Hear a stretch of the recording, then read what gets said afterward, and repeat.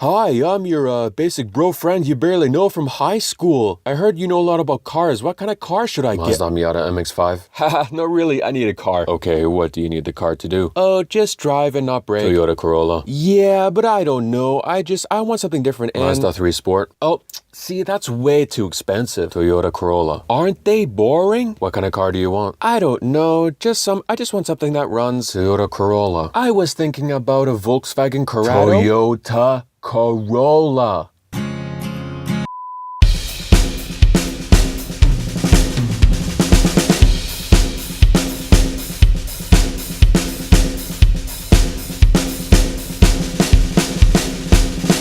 Hey, what's up? Myriadman here.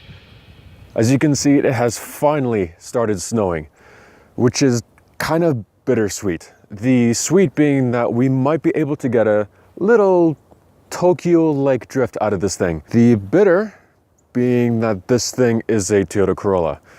Specifically, this is a 10th generation 2013 model with the base CE trim. It has the 1.8 liter 4-cylinder engine, gray exterior, color, gray interior. This car is incredibly boring. Thanks, man. I'll take it from here. So just like the previous car I reviewed, this was also made in Canada. That's pretty cool, right? No? Yeah, didn't think so. While still insanely popular here, the 10th generation Corolla didn't sell as well as its closest competitors, the Hyundai Elantra and Honda Civic. For some perspective, back in 2013, when this car was new, Toyota sold about 45,000 of these. Pretty good, right? Well, that same year, the Elantra sold about 55,000 units and the Civic 64,000. So what about this car makes it only third best and not first? Well, that's why we're here to find out. But before we go for a drive, and I can't believe I'm going to do this on a Corolla, first, a little background. The 10th generation Corolla was produced between 2009 and 2013. That's not interesting, but this might be. Toyota knows that their Corolla will sell bucket loads, and it has. Yes, the Hyundai Elantra consecutively outsold the Corolla from 2011 to 2016. But from a broader perspective, since 1991, Hyundai sold over 600,000 Elantras in Canada. As for Toyota, they sold over 800,000 Corollas here. However, since then, it seems like they invest in significant upgrades only every other generation. For example, if you compare the E100 to the E110, they look quite similar. And the same goes for the E120 and E140, as they both have very similar, if not the same proportions. Actually, let's talk design.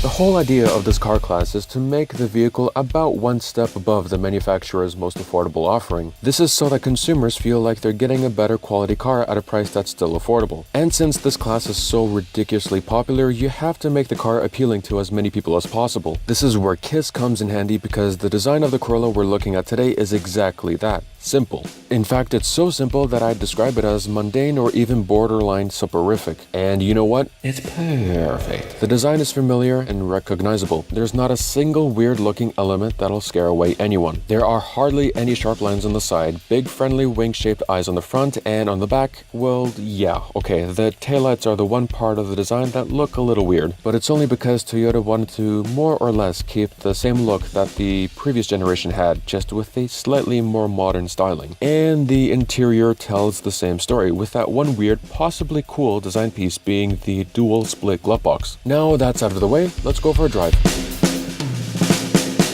I think it's important for you to remember that the Corolla I test drove is the base CE model with the 4-speed automatic transmission being the only added option. Yes, it's a 4-speed, and when new it actually cost $1,000 to upgrade from the 5-speed manual. I haven't driven the manual version, but I think that's for the best. The Corolla was made to give drivers a simple and pretty straightforward driving experience with comfort. Getting one with a manual would just be weird and out of place, like seeing Marilyn Manson at a Taylor Swift concert, like seeing Drake at a Slayer concert. You get the point. They just don't go together. The overall driving experience was actually pretty much very, very uninspiring. The Corolla is the absolute antithesis of a sport luxury compact sedan. Its front-wheel drive has about 100 kilowatts of power, 170 newton meters of torque, and a 1,260 kilos. Those numbers are pretty much meaningless. If you haven't realized by now, Corollas are not for automotive enthusiasts like myself, and as you can tell by my face, I was bored out of my fracking mind. However, on the plus side, I was pleasantly surprised at how smooth and quiet the ride was. It's obviously no Bentley, but I found even the ride quality to be reasonably soft, composed, and almost refined. As for the steering,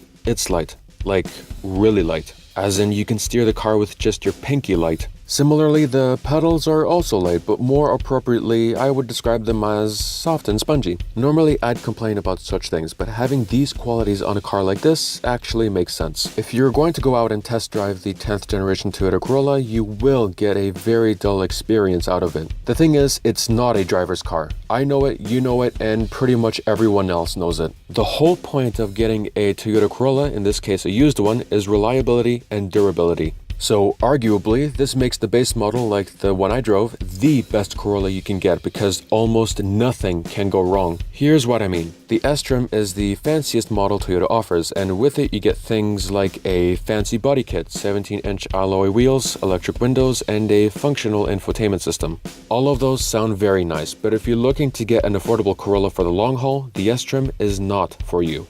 Compared to the CE model, in case of a small accident, the body kit on the S will cost more to replace, the bigger wheels will make for a stiffer ride, the electric windows will also cost you a pretty penny to replace, and adding a touchscreen computer just means worrying about software updates. Even if you're willing to put up with all that, then good luck finding one for under $11,000. Unless you know the true meaning behind the name, a Corolla will tend to leave a negative first impression, but most buyers look beyond that to realize its long-term benefits. If you're looking for a normal-looking, rugged, affordable, compact used car, this is the one for you. As usual, for more of my thoughts and details on this Toyota Corolla, click the link below to read my article on myriadman.ca/all/review5. Thank you so much for watching, and I'll see you next time.